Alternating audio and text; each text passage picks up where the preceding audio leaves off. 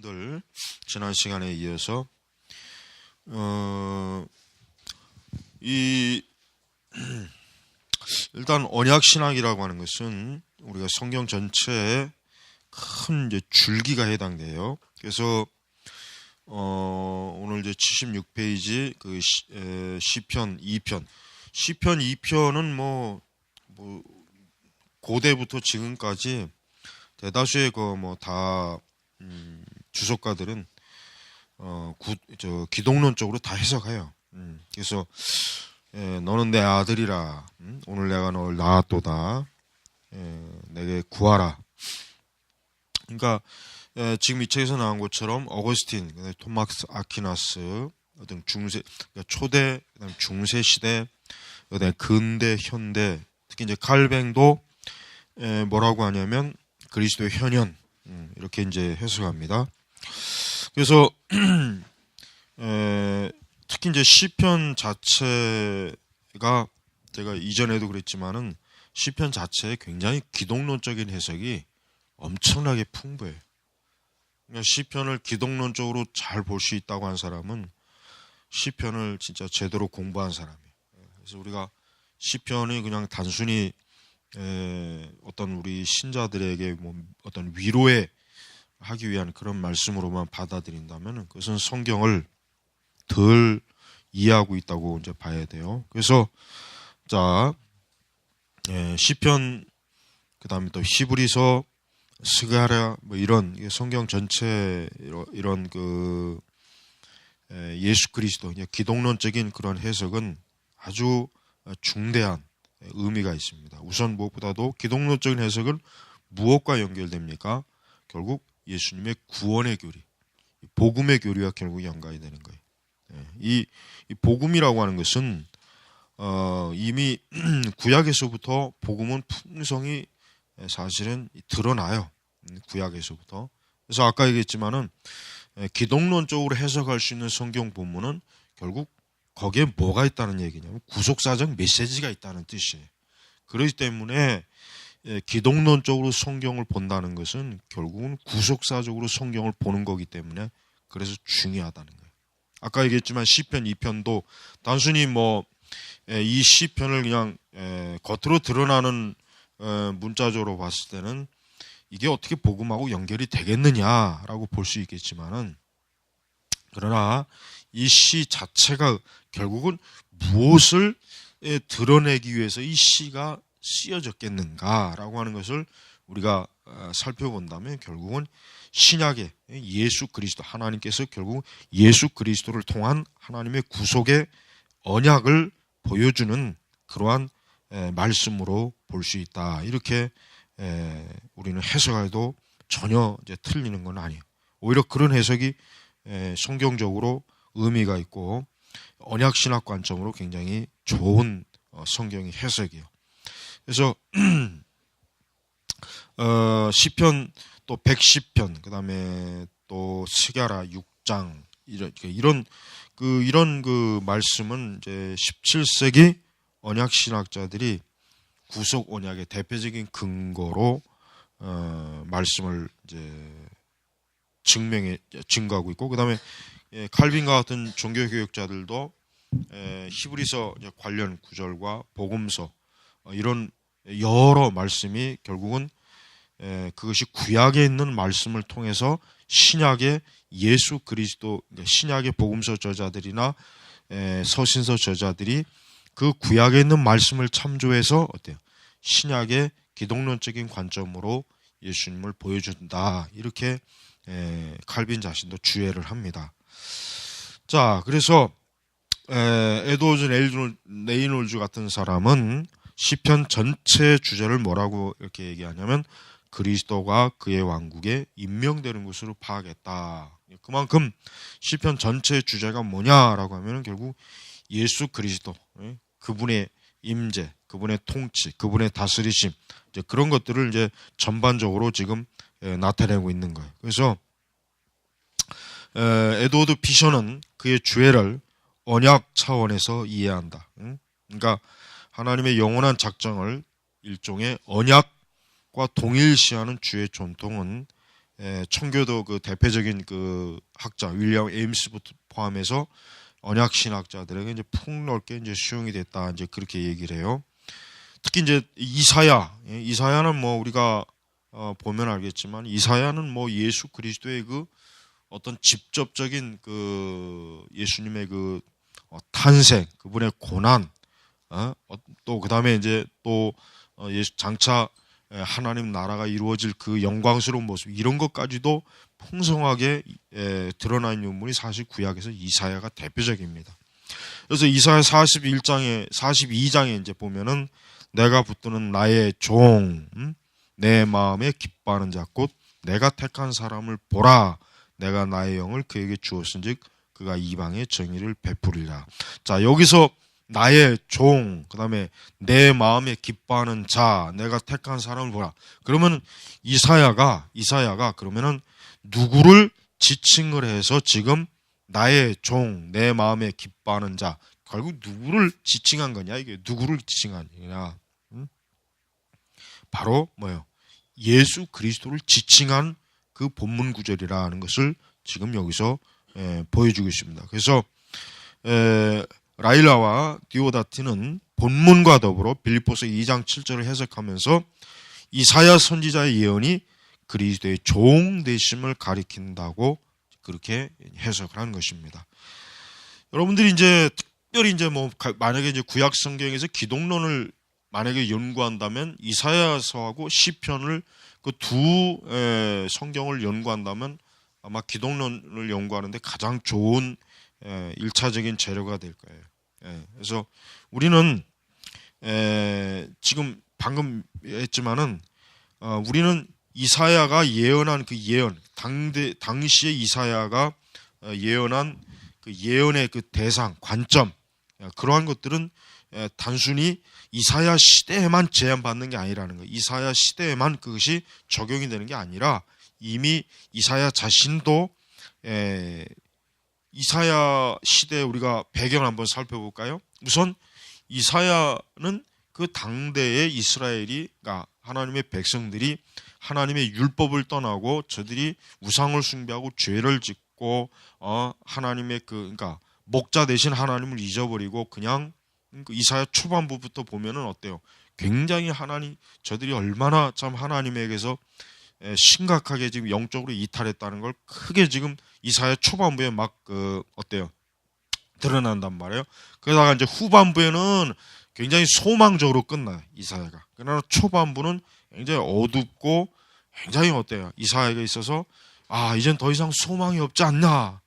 이젠 더 이상 이스라엘이 하나님의 택한 우리 선민 이스라엘 유다가 이제 이대로 끝나는 거 아니냐? 막 어떤 굉장히 그 절망, 좌절이 굉장히 심해요, 이사야 초기에는. 그 다음에 이제 저들에 대한 그 심각한 부패성에 대해서 아주 신랄하게 이사야에서 초반부에 많이 나오잖아요.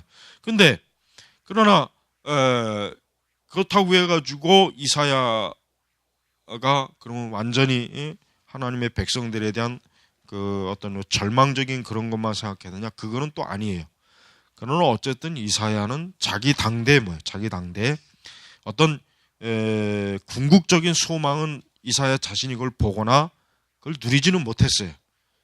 단지 앞으로 결국은 비록 지금 그 이사야 당대의 현실은 굉장히 영적으로 어두컴컴하고 하나님의 백성들에게도 굉장히 어려운 시대이지만 그러나 궁극적으로 하나님의 나라, 그게 이제 거의 천년왕국 비슷한 개념으로 오기는 하지만 그런 어떤 굉장히 어떤 시온의 그 영광, 이제 완전한, 더 이상 이제 불순종도 없고 부패도 없고 죄악도 없고 이런 정말 하나님의 그 영광을 가리는 그러한 참혹한 그 죄악의 상황이 없는 그러한 시대를 믿음으로 바라봤어요.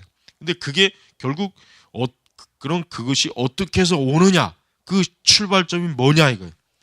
예수님의 오심이다 이게. 그러니까 예수님이 와야 결국 어때요? 영광스러운 미래가 있는 거예요. 예수님이 오기 전에는 그런 미래적인 모습이 이사야서 자체에 안 보여요. 그러나 예수님이 오고 난 다음부터 이제 이사야서 내용 전개가 어떻게 돼요? 소망적인 전개로 다 바뀐단 말이에요. 그러니까 그만큼 이사야 자신이 어때요? 이사야 자신이 그 이사야 49장 1장 3절에 보니까 거기 이제 책에도 나와 있지만 거기 뭐라고 했냐면 끝부분에 그러니까 섬들아 내게 들으라 먼 곳 백성들아 귀를 기울이라 여호와께서 태에서부터 나를 부르셨고 내 어머니 복중에서부터 내 이름을 기억하셨으며 내게 이르시되 너는 나의 종이요 내 영광을 내 속에 나타낼 이스라엘 하셨느니라. 자 보세요. 특히 끝부분 너는 나의 종이요 내 영광을 내 속에 나타날 이스라엘이라. 여기서 너는 나의 종, 이 종이 누굴 얘기합니까? 예수님이라, 메시아. 그러니까 메시아가 드디어 출현을 해야 어때요? 내 영광, 하나님의 영광을 어때요? 나타낸다 이거예요. 그래야 이스라엘이 그때 가서야 이제 하나님의 그 영광스러움 안에 이제 저들이 들어가는 것이지. 먼저 특히 여기서 종은 좀 더 물론 이 책에는 다루진 않았지만은 좀 더 이 종은 그 이사야에게 있어서 이 종은 고난받는 종으로 특히 예언된 종이에요. 고난받는 종으로. 그냥 종이 아니에요. 그냥 종이 아니라 특히 이사야서 53장부터 이제 53장에도 나오겠지만 고난받는 종에 대한 그 이사야의 그 예언의 메시지는 상당히 의미가 깊어요. 결국 그 이사야가 예언하는 그 종의 궁극적 실체가 메시아 예수님이라고 하는 증거는 사실 뭐예요? 고난당한 종이라고 하는 그 예언의 말씀에 비춰 봤을 때 가장 정확한 말씀이야. 가장. 만약에 이사야가 그냥 단순히 그저 종이라고만 했다면, 고난당하는 종에 대한 개념의 예언이 없다면은 사실 이사야가 정말 예언하는 종이 메시아냐고 하는 것은 의심할 수가 있어요. 그러나 고난당하신 종이라고 하는 그 예언의 메시지가 있기 때문에 바로 그 종이 누구냐? 신약에서 고난당하신 예수님이라고 하는 것이 정확하게 어때요? 성립이 되는 것이란 말이에요. 근데 자, 그래서 칼빈은 이사야 49장과 52장 13절 주에서 그리스도를 가리켜 뭐라고 했냐면 종이라. 그는 이제 그렇게 이제 해석을 했는데 그러면은 그게 이제 어떤 의미에서 종이냐라고 했을 때 칼빈은 바로 뭐예요? 직위, 그러니까 직분상 종이라 이거지.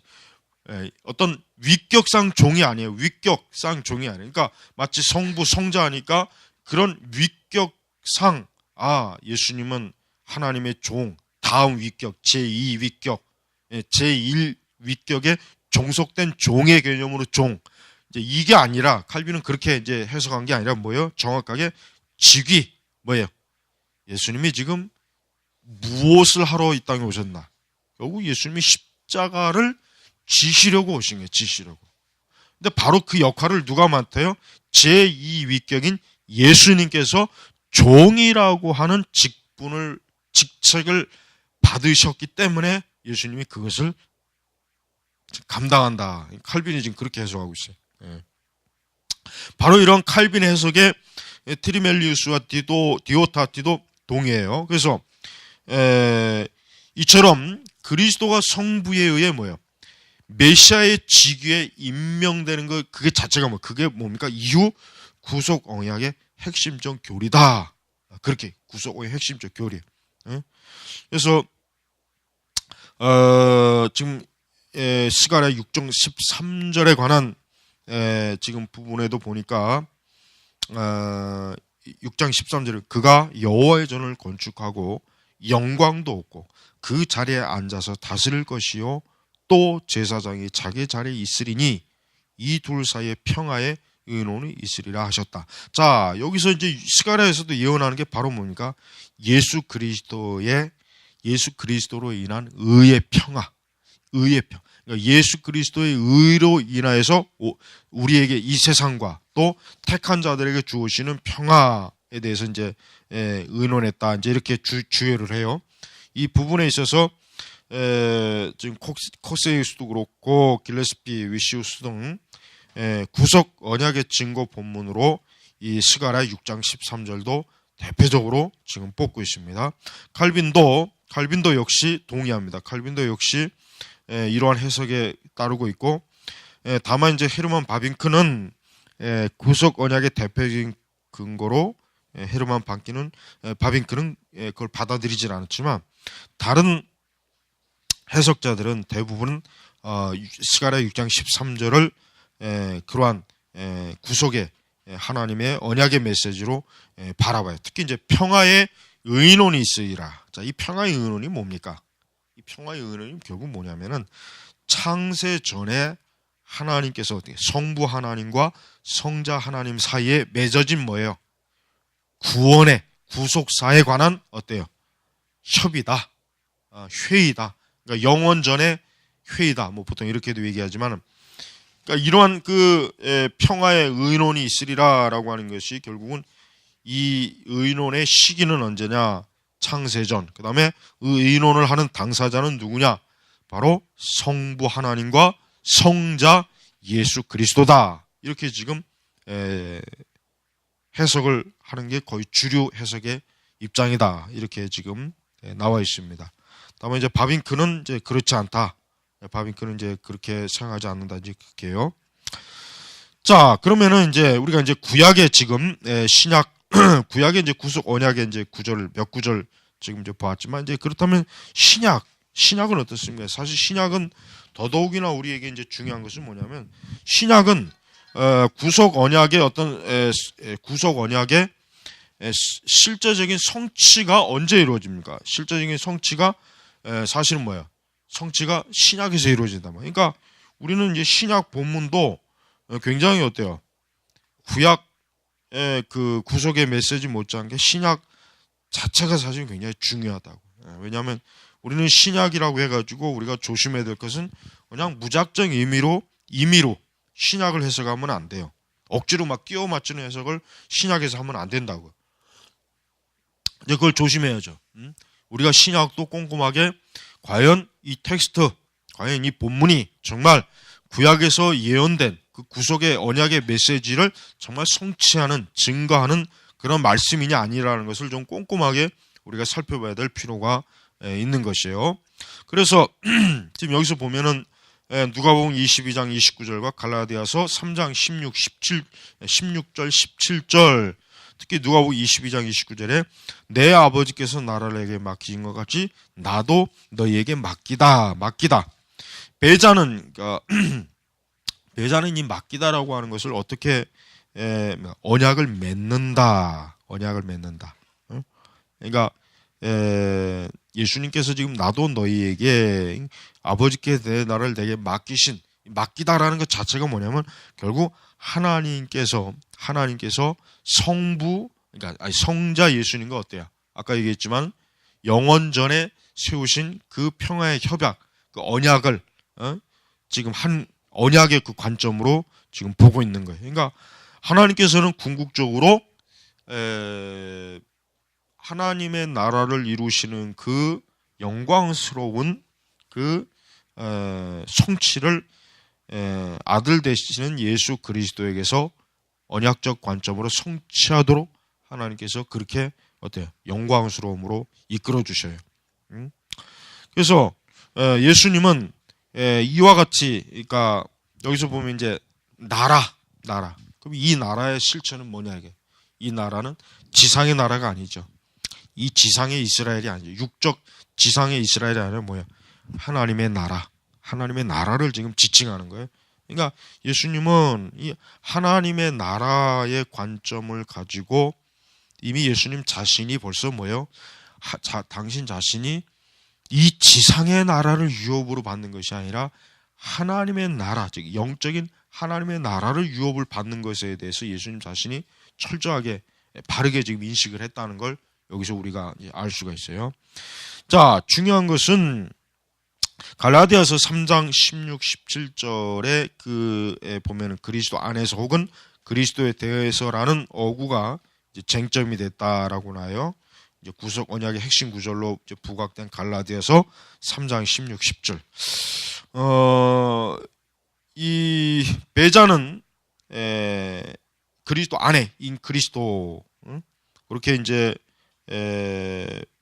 그걸 개념을 더 선호했고, 칼뱅도 역시 마찬가지고, 그러니까 그리스도 안에라고, 그리스도에 대해서나 그리스도 안에서라고 하는 그 개념 중에 칼빈은 그리스도에 그러니까 그리스도에 대해서 이렇게 하고, 에라스무스와 종교개혁자들은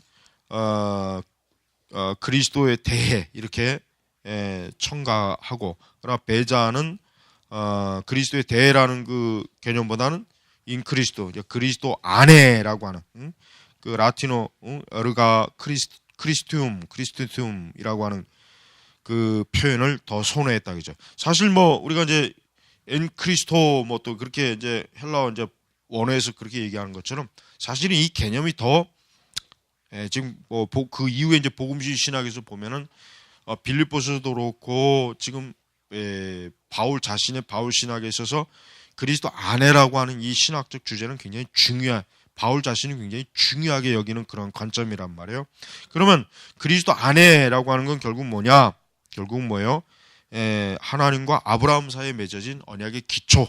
그러니까 그러니까 하나님께서 아브라함과 언약을 맺었을 때 그 맺어진 언약은 단순히 아브라함과 하나님의 언약이라고 보면 잘못 크게 오해하고 있는 거 뭐예요? 분명히 그 언약의 당사자, 중재자는 누굽니까? 예수 그리스도가 있다. 예수 그리스도. 반드시 그리스도가 있어요. 그러니까 지금 갈라디아에서도 결국은 뭐예요? 이 약속들은 아브라함과 그 자손에게 이제 말씀한 거란 말이에요. 아브라함과 그 자손. 그럼 아브라함과 그 자손이 그러면 무엇을 근거로 그 약속을 보증받을 수 있느냐 이거예요. 무엇을 근거로? 예수님 외에 없잖아요. 예수님 외에 그 약속을 보증받을 수 있는 그 대상이 없어요. 예수님께서 중보자로서 보증을 해주시니까 그 약속이 유효한 거예요. 유효한 거예요. 그래서 바로 우리가 이제 그리스도 안에라고 하는 그 표현이 더 구속 언약으로서 더 중요한 실체를 드러내는 것이 아닌가 이렇게 우리가 볼 수가 있습니다. 히브리서 7장 22절에는 아주 뚜렷한 구절이 나오죠. 이와 같이 예수는 더 좋은 언약의 보증이 되셨느니라. 그 보증이란 말. 이 보증 어제도 이제 주일날 어제도 엊그제도 설계했지만 우리는 예수님 자신이 사실은 뭐예요? 오늘 이 말씀 히브리서 7장 22절의 말씀처럼 이와 같이 예수는 더 좋은 언약의 보증이 되셨다. 그러니까 예수님 자신이 보증인이 돼. 만약 예수님 보증이 되지 않으면은 어때요? 언약이 안 맺어요. 언약이 맺어질 수가 없는 거예요.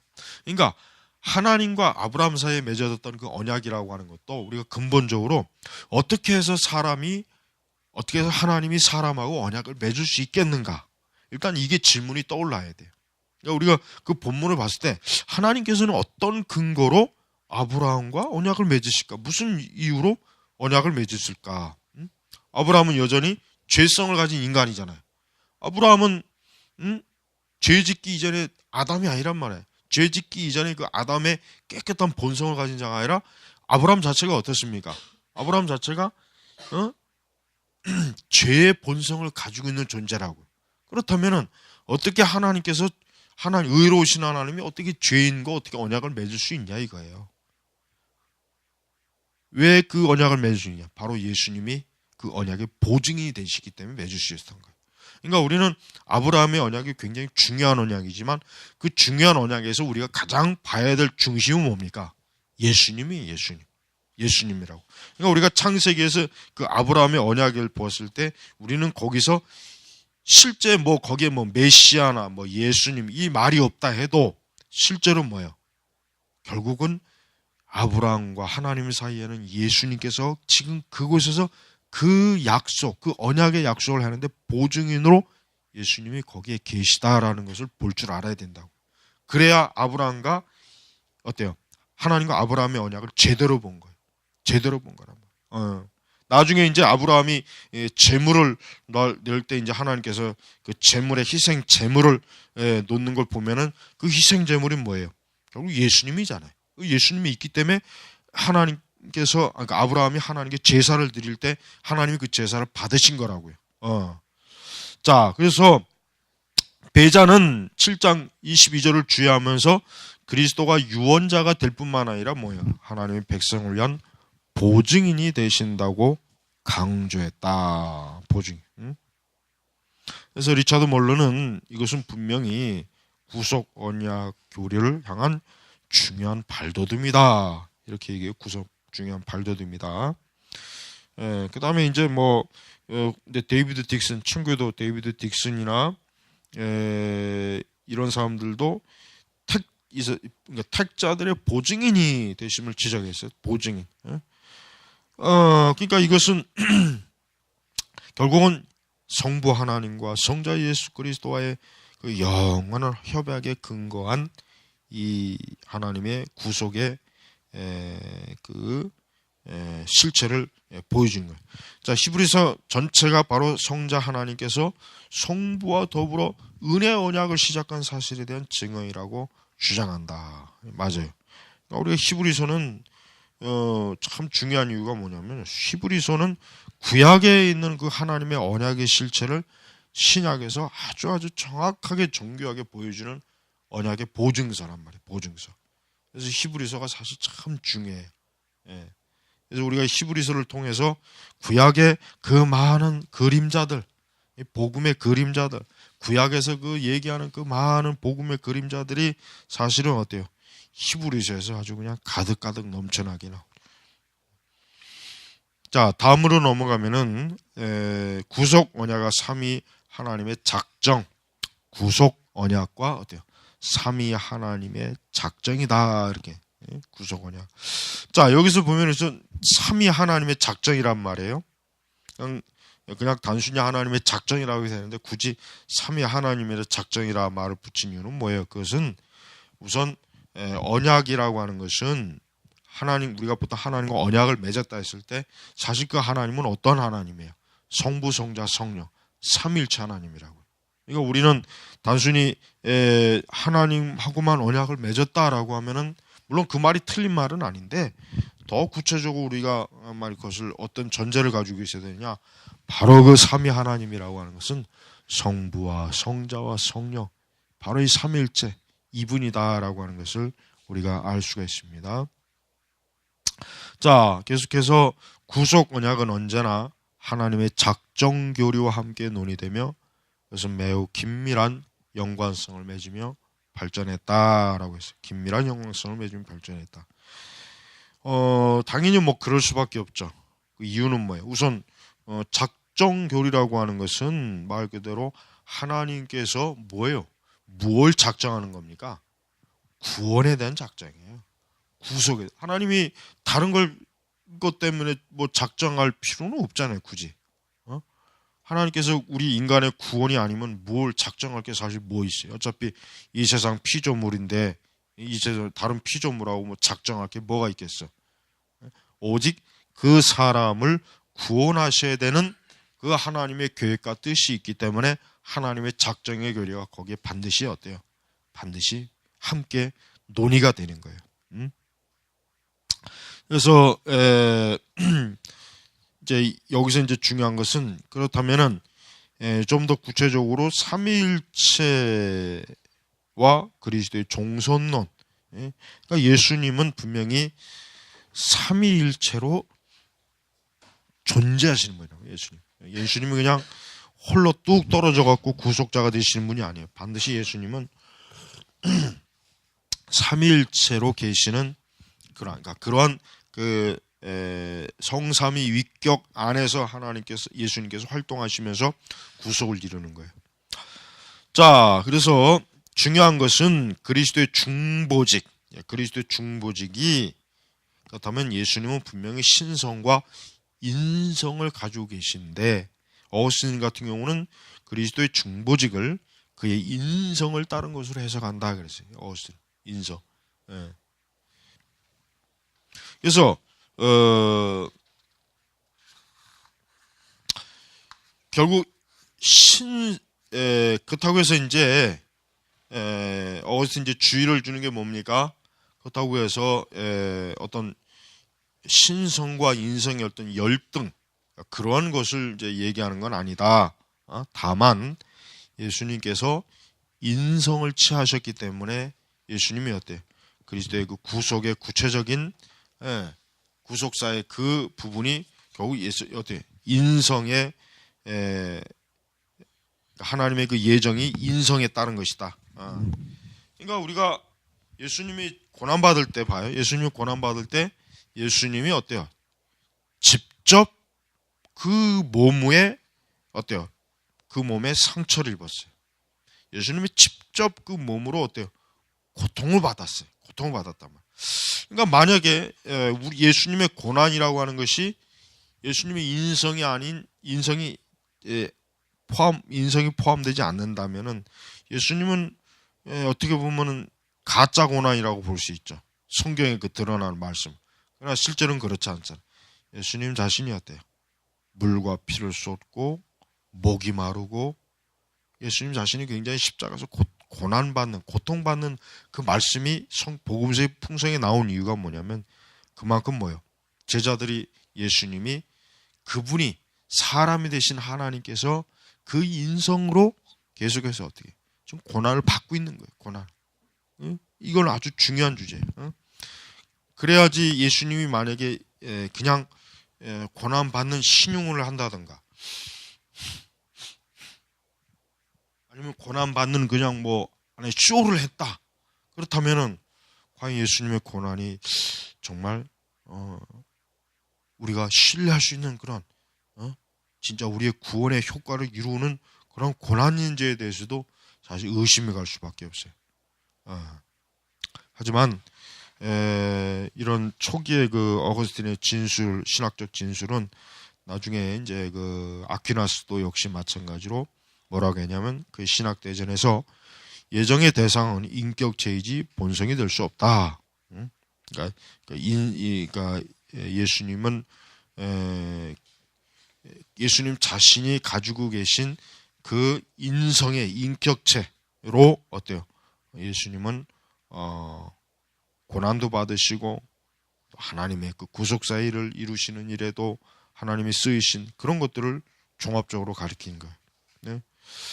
자, 그러나 이제 여기서 좀 더 이제 어거스틴은 뭐라고 합니까? 그리스도의 중보직에 대해서는 아퀴나스 역시 오직 인성에 따른 중보직의 틀을 유지했다. 그러니까 아퀴나스가 이제 초기에 이제 그 어거스틴의 가르침을 그렇게 그냥 뭐 크게 벗어나거나 그러진 않았다. 그렇지만 좀 더 아퀴나스는 어때요? 그리스도의 인성에 대한 부분은 어거스틴보다는 조금 좀 덜 희미한 그 개념으로 좀 얘기를 했기 때문에 잘못 오해할 수도 있다. 이제 이런 것들을 지금 미리 이제 얘기하는 거예요. 자, 그런데 16세기 종교개혁자들은 그리스도의 중보직을 양성에 따른 것이라고 가르쳤다. 이거 양성. 사실 이게 뭐 정확한 개념으로 나는 생각을 해요. 왜냐하면은 사실은 예수님께서 십자가에서 죽으신 게 단순히 예수님의 어떤 인성만 아니면 신성만 만약에 양극단으로 갈라진다면 그러나 과연 그것이 온전한 중보 사역의 자격 그런 제물의 자격이 될 수 있겠는가라는 의심을 당연히 들 거 아니에요. 그 다음에 이제 역사적으로도 이제 많은 이단들은 예수님의 그 십자가의 고난에 대해서조차도 저건 그냥 단순히 예수님이 그냥 육신으로 고통을 받을 뿐이다. 실제로 예수님은 뭐 별로 그렇게 고통스럽지 않다. 뭐 이런 여러 말들이 많은데 이 종교개혁자들은 그러한 예수님 자신이 인성과 신성을 가지고 오셨기 때문에 고난도 그분의 그 구속사의 고난도 결국 뭐예요?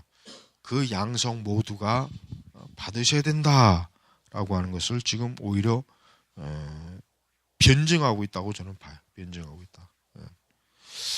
그래서 이 부분에 있어서는 우리가 이제 종교개혁자들의 관점이 더 낫지 않을까 사실 그런 생각을 하게 됩니다. 자, 구속 언약 교리는 오랜 신학적 난제에 대한 해법을 두 가지로 제시했다. 첫째는 구속 언약은 직위 혹은 본성에서의 삼위 사이의 동등성을 구분했다. 직위. 칼뱅은 아까 얘기했지만은 칼뱅은 종이라고 하는 표현 자체가 직위의 명칭이다. 그런 의미로 지금 주의를 했어요. 직위의 명칭. 17세기 언약 신학자들은 이 직이라고 하는 것 자체는 뭐예요? 삼위일 안에서 영원전에 맺어진 그러한 약속의 근거다. 거기에 근거한 약속이다. 이렇게 얘기를 해요. 자, 이렇게 예수님의 그 직이, 예수님의 직이, 인성, 신성, 예수님의 종으로서의 이런 직위는 사실 굉장히 좀 우리가 지금 여기서 그냥 간략하게 보는 요 정도 갖고 사실 이해한다는 건 좀 어려워요. 사실은 그렇게 쉽지는 않습니다. 그렇지만은 가장 좀 핵심적으로 중요한 것은 예수님께서는 공적인 종속, 그러니까 공적인 직위로 예수님께서는 어때요? 자발적으로 그 고난과 예수님의 구속사에 어때요? 거기에 따랐다. 이렇게 보는 것이 가장 좋을 것 같아요. 자발적 의지. 그러니까 여기 이제 플라루스도 나오죠. 그리스도의 종속이 본성에 따른 것이 아닌 자발적인 의지에 따른 것임을 강조한다. 맞습니다. 예수님은 억지로 떠밀려서 십자가에 가신 분이 아니에요. 일단 이게 중요하죠. 예수님께서 우리를 구원하시는 그 애초부터의 그 의도가 예수님께서는 그냥 가기 싫은데 그 구속의 사역의 짐을 십자가를 지고 싶지 않은데 그냥 하나님께서 떠미니까 마지못해서 하겠다 이것이 아니었습니다. 뭡니까? 구체적으로 얘기한다면은 자발적인 거예요. 그러니까 우리가 아까 영원전의 회의에서 사실은 성부, 성자, 성령 간의 그 우리 인간이 감히 뭐 예측할 수 없는 도저히 그 개념을 파악할 수는 없지만은 그 하나님의 구속 사역을 이루는 데 있어서 예수님 자신이 뭐예요? 결국은 스스로가 어때요? 스스로가 이 십자가의 사역에 대한 자원하는 마음. 그러니까 그분이 자발적으로 어때요? 자발적으로 예수님은 종으로 오셔서 종의 신분을 가지고 십자가를 지신 것이다. 이렇게 지금 얘기하고 있는 것입니다. 자, 두 번째는 구속 언약 교리는 선택 작정의 주체로서 성자 그것의 객체로서 그리스도를 구분하여 설명한다. 그러니까 선택 작정의 주체와 그 객체로서. 자, 예수님은 이제 삼일체 제2위격의 하나님이시요. 그렇다면은 우리가 이제 통상적으로 알아야 될 게 뭐냐면 그러면 예수님께서는 그냥 단순히 구속의 그 성육신으로 오는 것만 예수님이 그런 감당하신 거냐? 아니면은 실제로 예수님께서는 구속 계획에 전반적으로 예수님께서 참여하신 것이냐? 이런 문제가 생기겠죠. 지금 여기서 얘기하는 게 뭡니까? 예수님은 구속 계획에 전반적으로 참여하신 거예요. 그러니까 예수님은 아까 얘기했죠. 첫 번째 우선 그냥 뭐 억지로 그냥 마지못해서 그냥 떠밀려갖고 그냥 온 것도 아니고, 두 번째는 혹 그러니까 자발적으로 이렇게 구속 사역을 한다고 할지라도 예수님은 근본적으로 어때요? 예수님 자신이 그 하나님의 구속 사역을 이루는 데 있어서 뭐예요? 예수님 자신이 스스로 주체자가 되는 거예요. 당연히 왜? 예수님은 삼위일체 중에 제2격 되시는 하나님이기 때문에.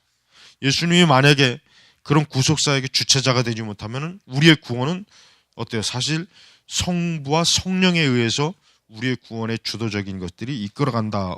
어떻게 보면 굉장히 이상한 삼위일체 교리에 대한 좀 아주 잘못된 어긋난 길로 삐딱하면 갈 수가 있어요.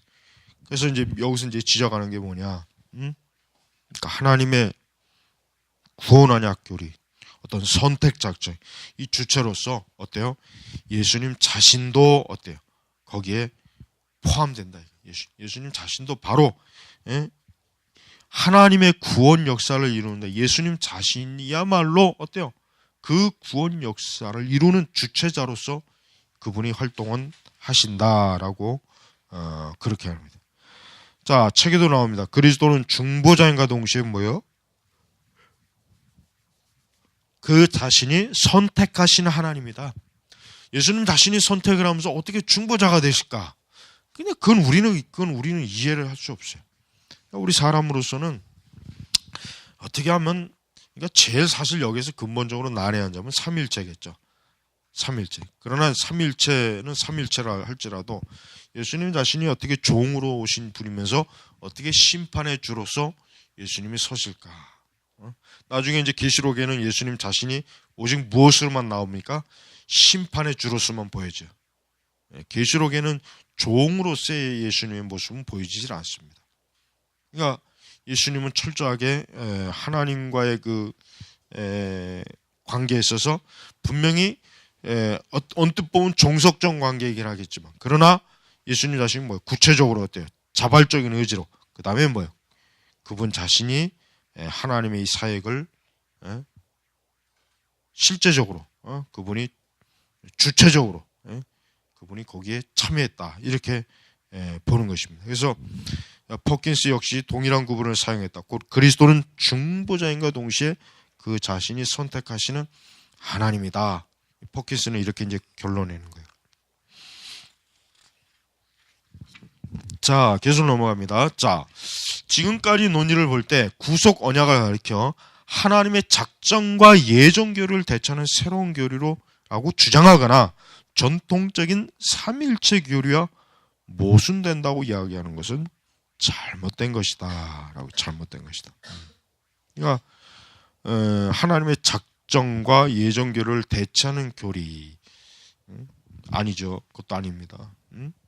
왜냐하면 하나님의 작정과 예정이라고 하는 것도 그냥 저절로 작정과 예정이 되는 게 아니에요. 왜 그렇습니까?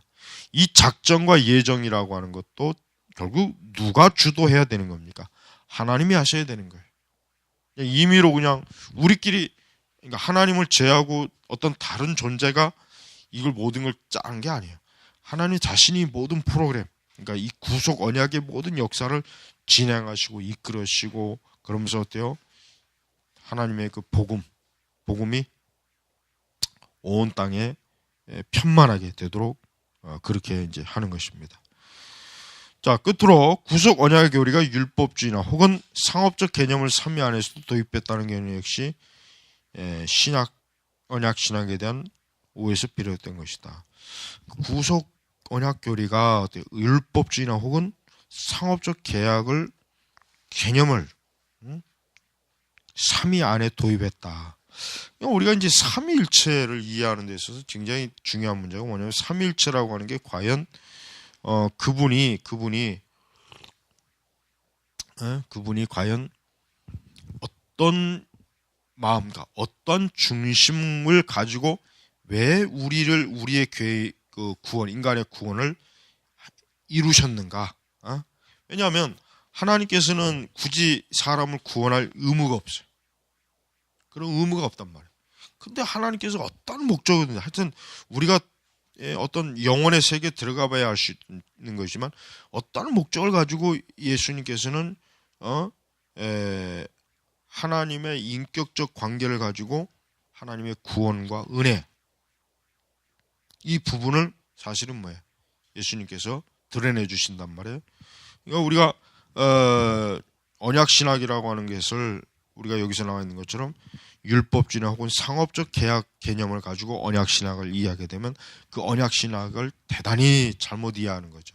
언약의 주체가 되시는 하나님이나 예수님은 동등해요. 그리고 그 두 분들은 어때요? 이미 벌써 하나님의 구속 언약을 시작하기로 만세 전부터 그 모든 것들을 다 계획을 하신 거예요.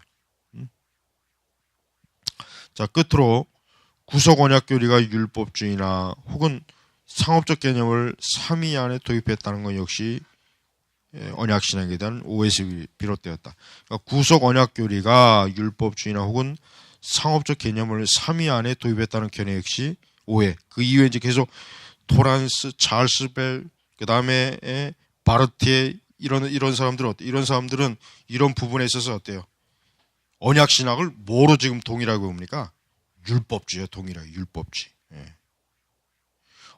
언약 신학을 율법주의와 동일한 것으로 규정하는 것은 참, 이거는 우리가 이제 우리 관점으로는 좀 이해하기가 좀 힘들어요. 어떻게 해서 언약 신학이 어떻게 율법주의 관점으로서 비춰질 수 있겠는가? 왜냐하면 우리가 언약 신학이라고 하는 것은 우리가 일단 근본적 전제가 뭐냐면, 거기에는 분명히 우리가 이제 성경 말씀도 보면 알겠지만은 은혜 요소가 개입이 돼요. 은혜 요소가. 은혜 요소가 들어와요. 은혜 요소가 없다면은 과연 언약 하나님과 죄인이 어떤 이유로 언약을 맺을 수가 있겠어요? 언약을 맺을 수가 없어요. 하나님과 죄인이 어떤 근거를 가지고 아니 사실 이제 그럼 하나님 편에서 사람과 언약을 맺을 때 하나님 편에서는 죄인과 언약을 맺을 근거가 없어요. 왜냐? 그 언약의 주체자가 누굽니까? 하나님이시란 말이에요. 그러니까 하나님께서는 자신의 공의를 무시하고 사람과 언약을 맺을 그 근거가 없단 말이에요. 그러니까 우리가 여기서 이제 중요할 건 뭐냐면은 그러니까 아까 지금 얘기한 것처럼 상업적 계약 개념이라는 거를 율법주의로 보는 거죠. 그러니까 상업적 계약 개념으로 보기 때문에 율법주의로 볼 수도 있다. 사실 그런 추론은 가능해요. 그러니까 우리는 이제 이런 상업적 계약 개념으로 언약 교례를 보지 않기 때문에 우리는 당연히 뭐예요? 언약 신학과 율법주의가 동일할 수 없다. 우리 이렇게 결론을 내는데 그렇지만 뭐 발트, 토란스, 찰스빌 뭐 이런 사람들은 조금 좀 생각이 틀린 거예요. 이 사람들은 이 구속의 언약 교리를 상업적 계약 개념, 율법주의로 보는 것이 더 그들 편에서는 더 이게 좋게 합당해 보이는 것 같아요. 자, 우리가 이제 좀 두 가지를 넘어갑니다. 첫째, 17세기 언약 신학자들은 구속 언약을 뭐예요? 은혜 언약의 영원하고 확실한 기초이며 구속 언약 자체가 은혜의 원천임을 강조했다. 그렇죠? 아까 내가 말한 것 결국 이거예요. 그러니까 우리는 발트의 견해를 우리 단호하게 좀 거부해야 되겠습니다. 거부합니다. 데이비드 딕슨, 캐롤 윌리엄스, 무엇보다도 사무엘 루더포드 역시 구속 언약이 은혜 언약보다 더욱 은혜로운 이유는 그것이 후자에서 표현된 모든 은혜와 사랑의 궁극적인 원천이기 때문이다. 이렇게. 그러니까 청교도들이 여기 딕슨도 그렇고 루더포드는 청교도들이잖아요. 뭐 사실 뭐 청교도들 거의 대부분이 다 언약 신학자들이죠. 거의 대부분이 청교도들이. 그러니까 이 사람들에게는 이 구속이라고 하는 것 자체가 벌써 뭐요?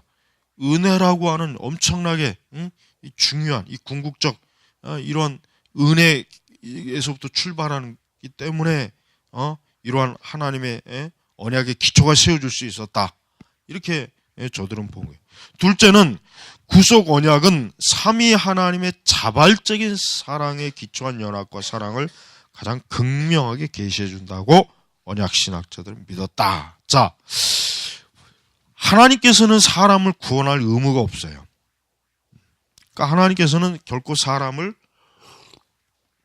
예를 들면 하나님이 하나님 아닌 다른 존재로부터 이 사람을 구원해야 된다라는 압력을 받을 일이 없죠. 그죠? 왜? 하나님보다 더 크신 분은 없잖아요. 아니, 하나님 외에 다른 존재는 없어요. 그러니까 하나님께서는 마지못해 누군가에게 떠밀려서 아니면은 압력에 의해서 사람을 구원해야 된다라고 하는 게 아니에요. 아까 얘기했지만 영원전의 그 협약은 결국 뭐예요? 자발적인 거예요. 자발적인. 성부, 성자, 성령, 삼일체 하나님께서 창세전의 어느 시점에, 물론 그 시점이라는 것은 우리 편에서 말할 때 시점이지만 하나님 편에서는 사실 시점이 없죠. 왜? 하나님 편에서는 뭐 항상 영원하신 분이니까 어제와 오늘과 내일이 없잖아요. 그러니까 하나님 편에서 시점은 없지만 우리가 어쨌든 개념상 이해하기 위해서는 시점이라는 표현을 할 수밖에 없어요. 그러니까 어떤 한 시점에 왜 그랬는지도 모르고 하여튼 우리는 아무것도 모르지만 하나님께서는 앞으로 인간을 구원해야 된다. 그때 성자 예수님께서 바로 그 구원을 실행할 뿐으로 성자 예수님께서 자발적으로 자원하셨고 예수님은 하나님은 그걸 계획하셨고 성령님은 또 어떤 분인가? 성령님께서는 예수님께서 이루시는 구원 사역을 어때요? 유지시키는 그 사역을 삼위일체 되신 하나님께서 어떠한 시점에 그것을 어때요? 자발적으로 은혜로 이것을 세우셨다라고 우리가 보는 거예요. 그래서 구속 언약의 3대 원리를 여기서 보니까 자유, 값없는 은혜, 그리고 뭡니까? 영원성으로 루더포드가 규정한 거예요. 루더포드는 구속 언약의 3대 원리를 자유, 값없는 은혜, 영원성, 요거로 딱 세 가지를 이제 규정을 했어요. 그래서 이제 바빙크는 삼위 하나님 사이에 맺어진 구속 언약을 다음과 같이 묘사합니다. 구원의 협약은 우리에게 삼위 하나님의 상호 관계와 삶을 일종의 언약적 생명으로 제시하신다. 그것은 자유의식과 자유의 충만함으로 묘사될 수 있는 삶이다.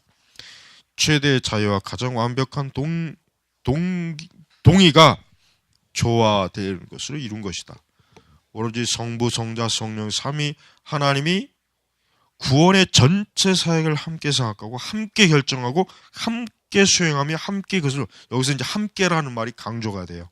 그러니까 이 바빙크가 지금 강조하는 게 뭐냐면은, 결국 하나님의 구속 사역이라고 하는 것은 삼위일체 하나님의 어떤 한 위가 독주하는 게 아니라, 독주하고 아까 얘기했지만 어떤 종속 관계를 가지고 딛다는 것이 아니라 함께, 성부, 성자, 성령, 삼위일체 하나님 함께 어때요?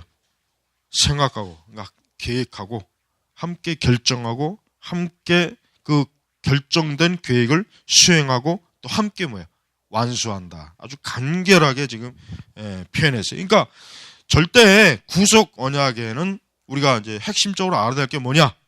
상업적 계약이나 조건적이고 종속적 강제성을 함의하는 뭐야? 율법주의로 묘사하는 것은 잘못된 관점으로 보는 것이다. 이렇게 우리가 이제 볼 수가 있습니다.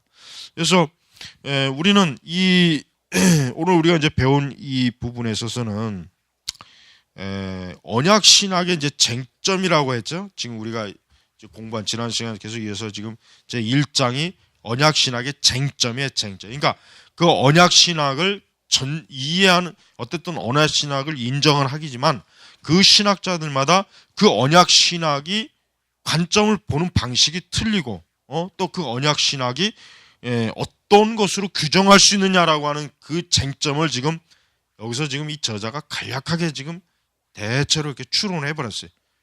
뭐 이게 아주 더 자세하게는 하지는 않았지만은 그래도 대략 윤곽을, 언약 신학을 우리가 어떤 관점으로 보고 어떻게 규정하느냐 하는 것은 이런 것이구나 하는 게 우리는 일단 대충 어때요? 일단 여기서 기초적으로 이제 소개가 된 거예요. 자, 그 다음에 이제 2장으로 넘어가면은 이제 바로 이제 뭐냐면은 이제 윌리엄 퍼킨스의 언약 신학이다. 그러니까 여기서 이제 우리가 이제 책 제목 자체가 뭐예요? 책 제목 자체가 인물과 주제로 읽는 언약 신학 인문이라 그랬잖아요. 그러니까 지금 윌리엄 퍼킨스의 언약 신학이 무엇인지에 대해서 이제는 좀 여기서 이제 다뤄봐야 돼요. 윌리엄 퍼킨스. 자, 우선 윌리엄 퍼킨스는 1558년에서 1602년대 사람이에요. 그러니까 윌리엄 퍼킨스는 청교도 시대, 어떤 시대입니까? 맨 첫 세대. 첫 세대는. 그러니까 청교도 초기, 중기, 후기가 있잖아요. 그러니까 퍼킨스 같은 사람은 여기 뭐 책에도 나왔지만 청교도의 아버지, 윌리엄 퍼킨스는 청교도의 아버지라고 하는 것처럼 그 종교개혁 이후 칼빈이 1565년인가 64년에 칼빈이 죽었죠. 그러니까 윌리엄 퍼킨스 같은 사람은 어떤 사람이에요? 종교개혁 시대하고 어때요? 굉장히 가까운 사람이에요. 바로 종교개혁 첫 이후 그러니까 칼빈 그 다음 첫 세대가 바로 윌리엄 퍼킨스 시대란 말이에요. 그러니까 윌리엄 퍼킨스는 굉장히 어때요? 이 종교개혁의 직접적인 그 시기와 가까운 시기의 사람이고, 이 청교도 아버지라고 불리는 이유가 뭐냐면 어때요? 그는 쉽게 얘기하면은 이제 후기, 그러니까 청교도가 본격적으로 형성되는 그 후기에 일어나는 모든 것들이 어느 정도의 기초를 놓았다.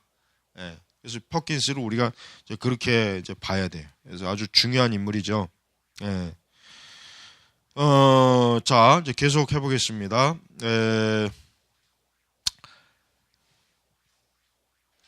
자, 윌리엄 퍼킨스 언약 신학.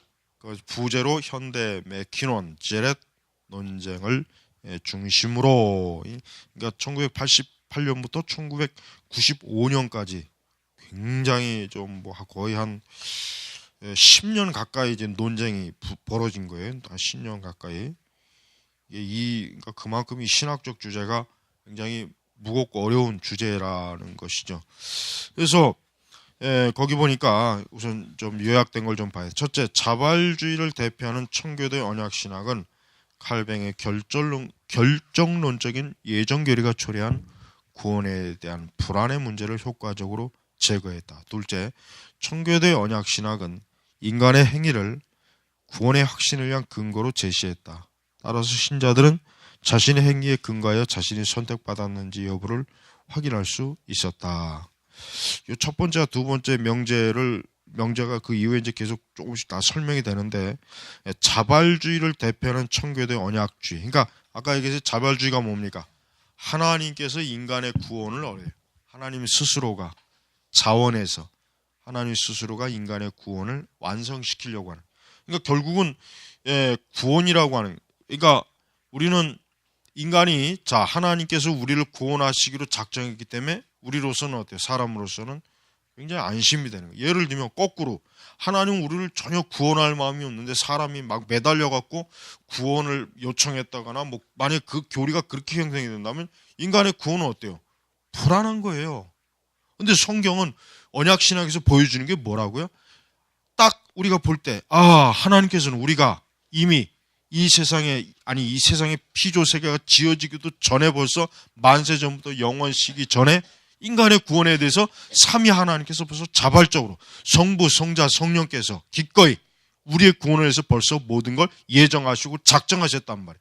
그러니까 우리가 여기서 특별히 구원에 대한 불안, 이 구원에 대한 여러분 청교도들이 의외로 청교도들의 신학에서 가장적인 청교도들이 그 실천 신학에서 어려웠던 문제는 이 구원에 대한 문제예요. 우리가 생각하기에는 청교도들이 상당히 구원을 굉장히 강력하게 확신했다고 생각하지만 실제로 안 그래요. 실제로 청교도들이 굉장히 이 구원에 대해서 아주 고민을 많이 했어요. 굉장히 많이 했다고. 그래서 사실은 그 청교도들의 설교 중에 그 죽어가는 자들에 대한 그 위로, 구원의 확신에 대한 설교를 많이 한 이유가 뭐냐면 의외로 청교도들이 이 구원에 대한 불안, 이게 굉장히 심각했어요. 그들은 이걸 굉장히 심각한 주제로 여겼단 말이에요. 그래서 어떤 뭐 우리가 이런 청교도들의 뭐 많은 인물들이 막상 죽을 때 이 구원에 대한 막 두려움, 불안감으로 막 굉장히 힘들어했다는 그런 얘기들도 있는데, 여기서 이제 구원에 대한 불안 문제를 효과적으로 제거했다라는 이 명제 자체가 뭐야? 청교도들은 자신들이 구원에 대한 불안을 어떻게 해소했냐? 우리의 구원은 궁극적으로 하나님이 기뻐하심으로 하나님이 예정하시고 작정하신 거에 대해 거기에 굉장히 힘을 많이 기울인 거예요. 그러니까